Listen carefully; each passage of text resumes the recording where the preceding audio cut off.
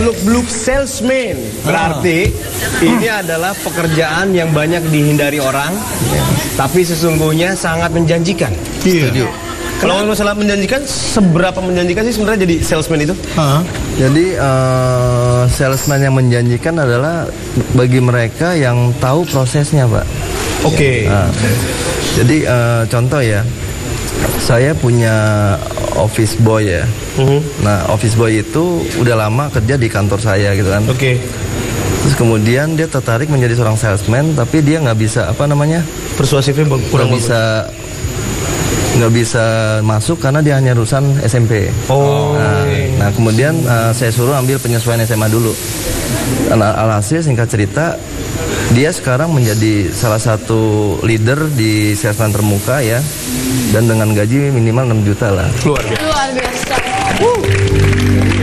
Yang penting ada keinginan dulu kan yang penting. Keinginan ya, jadi di salesman itu intinya pertama adalah keinginan, benar ya Pak Dalang ya.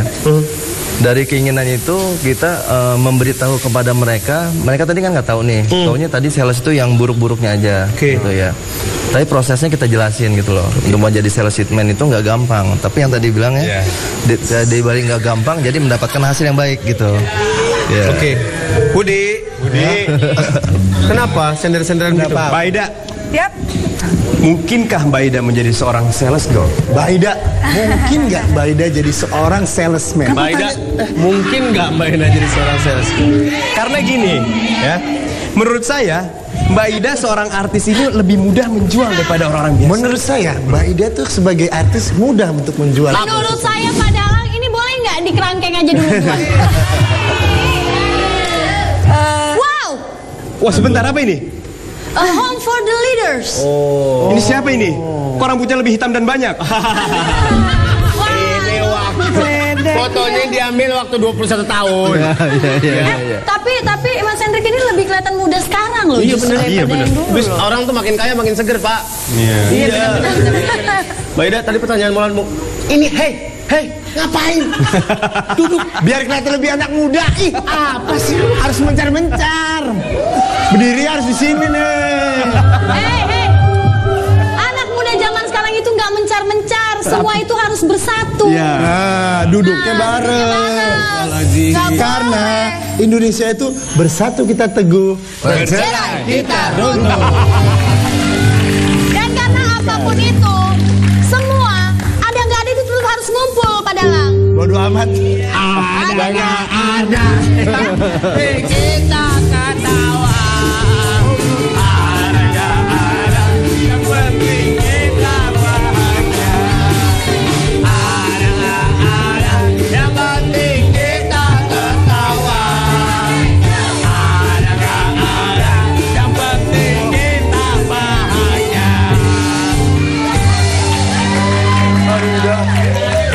Udah dong, Je. Udah duduk. Canda mulu. Yang serius lah sedikit. Jadi Mbak Ida tadi menjawab pertanyaan teman-teman saya tadi. Nah, sebetulnya saya pengen tahu justru malah sama Bapak ini pengen tanya dunia yang digelitnya sama Bapak ini sebetulnya masuknya lebih ke MLM atau bukan ya Pak? Bukan. Bukan ya? Bukan. Ya, jadi saya meng-create seorang salesman menjadi seorang salesman yang sukses dan berkarir di bidang penjualan untuk produknya. Gitu. Sebetulnya simpel aja ya. Sebetulnya dari kita kecil juga kita jadi salesman. Menarik nih Pak Dalang. Menang baja. Udah biarin aja bekicot kering, nggak usah diladenin. Maaf nih, Bu Dalang, saya mau nanya boleh Bu Dalang? Apa? Kayaknya ada yang salah di set ini. Iya. Bukankah saya seharusnya duduk di sana? Pak Dalang, setelah saya pikir-pikir, ya juga. Iya. Ayo pindah cepet. Ayo pindah. Bandel sih. Yuk, jalan-jalan nih biar kayak anak muda.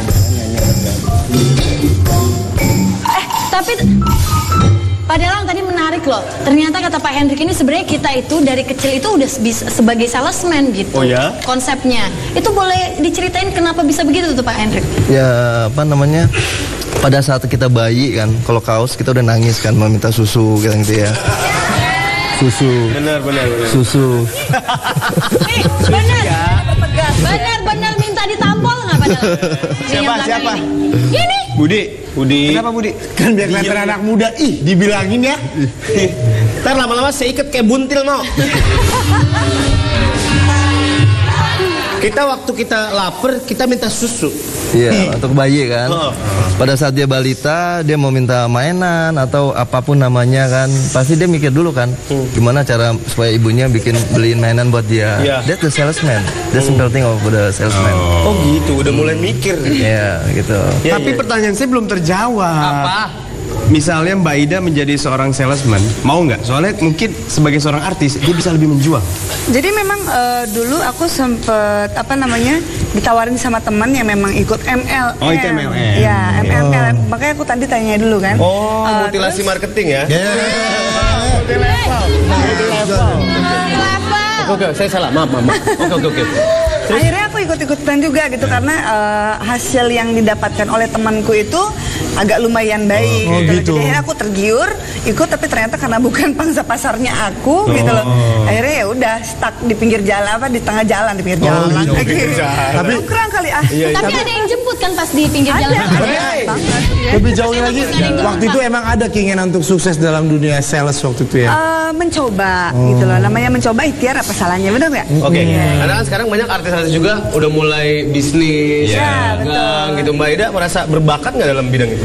Kalau aku rasa sih setelah menjalankan kayak kurang berbakat. Tapi ya, seharusnya seorang artis itu bisa membantu untuk menjadi sales nggak sih, Mas? Dilihat dari artisnya apa dari rupanya nih gitu. Dari keartisannya. Lebih mudah menjual sesuatu kepada orang lain. Banyak relasi mungkin ya. Buat campaign bisa gitu ya, buat campaign bisa. Tapi salesman tadi saya bilang bukan hanya sekedar menjual gitu ya.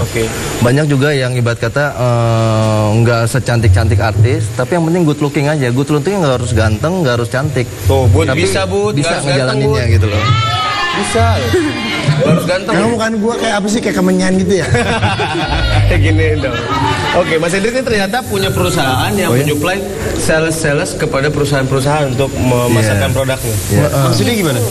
Jadi kita outsource. ya macam mitra kerja kita bilang mitra kerja. Oke, jadi si salesman ini ditempa di perusahaan Mas Hendrik dan di plotting nanti untuk menjual apa gitu. Jadi kita kumpulin nih beberapa orang, kita sosialisasi ya. Kita juga bilang daripada mereka tuh nggak ada kerjaan gitu ya, atau mereka belum tahu karirnya mau kemana, kita sosialisasi dulu. Habis itu kita kenalin ya. Kita jelasin dulu apa sih perihal pekerjaan ini sebagai seorang sales ya. Kemudian sesuai dengan edukasi dan requirement yang ditentukan, nah kita tempatin tuh. Kan ada yang butuhnya hanya SMA gitu ya. Ada yang butuhnya D3 atau R1.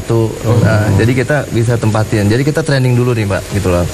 Setelah dia training, dia belum tahu jadi tahu, bisa dan menjadi seorang salesman yang juara gitu. Wih, hebat.